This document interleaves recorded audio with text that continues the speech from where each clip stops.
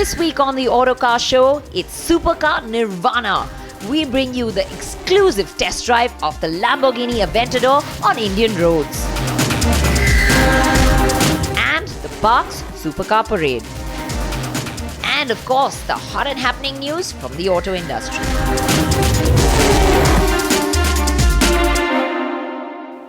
Now, if you love cars, I'm sure you've dreamt about owning a supercar. And if you've thought any further along those lines, I'm sure you wonder which would be the right supercar for you.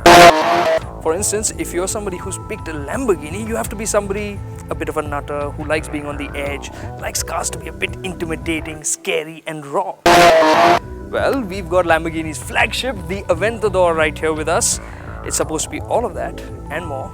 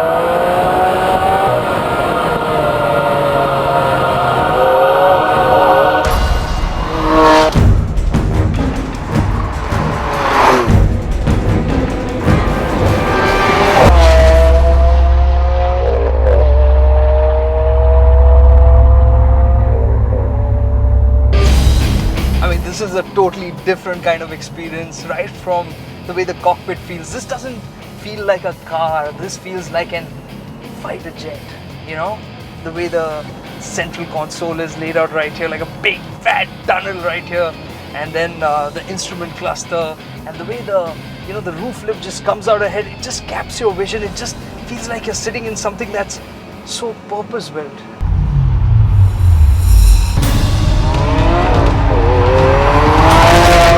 Yes, it is built to destroy everything else on the road and lord over them.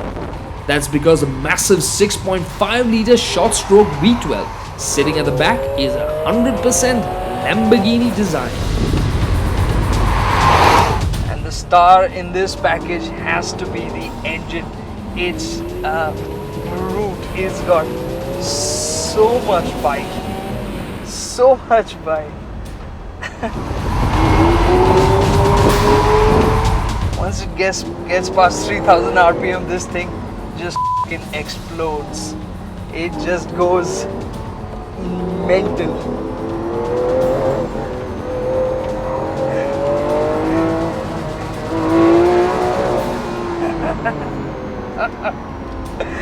It's wild. It's got some 70 kgm of torque, 691 bhp. It's just obscene in every way. Every way. The Aventador's naturally aspirated motor squeezes time and compresses distances. It's even more potent than what can be expected from 691 horses running through a Haldex 4-wheel drive system. 0 to 100 km an hour comes up in 3.3 seconds. 200 comes up in another 7 seconds. This makes a much stronger impression. At top speed is a mind-boggling 350 km an hour, which the Lambo seemed very determined to hit, except for the lack of an empty stretch of road.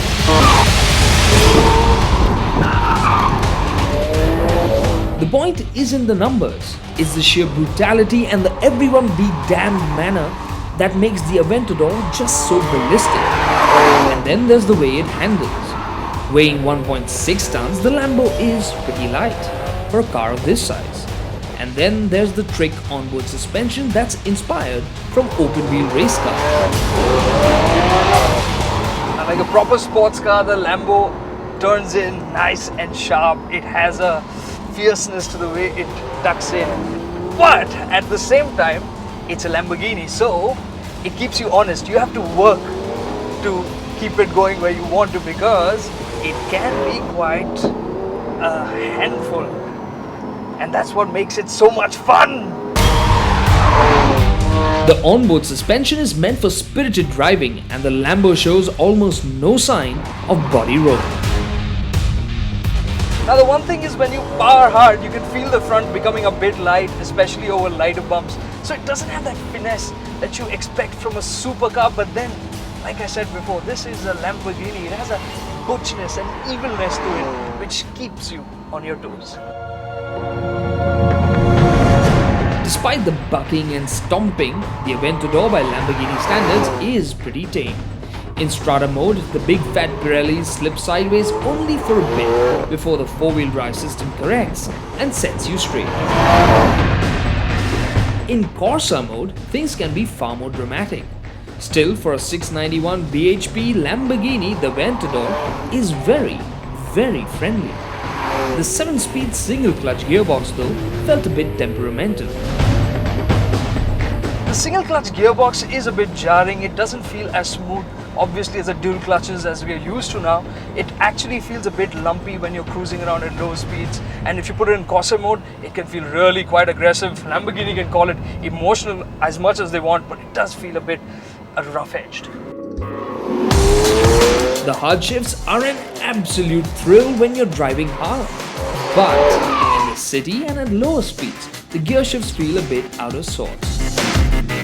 The suspension, which does such a fabulous job of putting all the thrust to use, doesn't like the lower speeds either. When it comes to the ride, on a daily basis, it's the ride that's gonna be, well, just pounding your back, because even in normal Strada mode, which is a normal street mode, it's really quite stiff. You can feel everything from the road surface. It just goes crank, crank, crank, crank, crank, crank, like right now. It's just so stiff. And since the suspension isn't adjustable, you can't smooth things any further. So the Aventador isn't perfect and not all that practical. But then Lambos aren't meant to be. Manic, lurid and overt sounds just too tame for Lambo's maddest car yet. Not that the Lambo needs to draw any attention. All its power and aura are evident to everyone around. And I'm pretty certain all the people who saw it that day went home to tell about the spaceship on wheels and dream about owning one someday.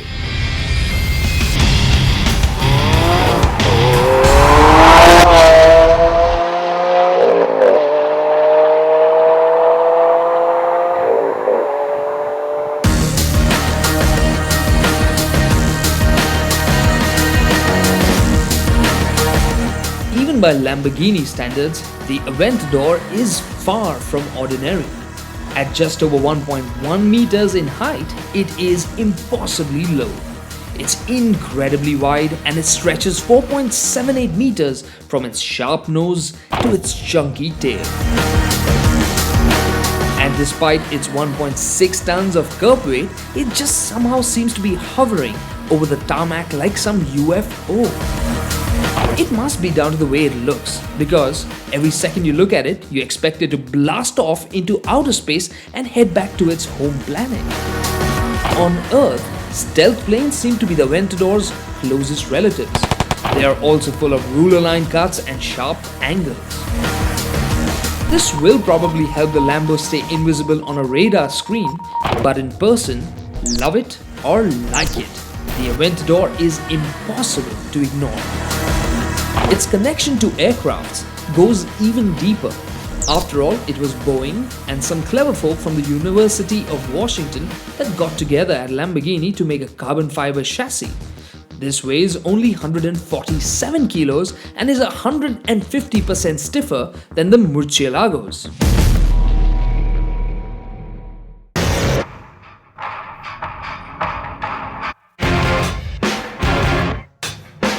On the inside, you get the feeling that Lamborghini has borrowed a lot from a fighter jet's cockpit. In fact, it feels they've just picked one up. You have switches on the center console that feel like toggles to drop bombs instead of power windows. And the start-stop button looks like it could engage the afterburners on a F16. And despite a few glaring Audi bits on the center console, I was just thrilled to have had sat inside the Aventador.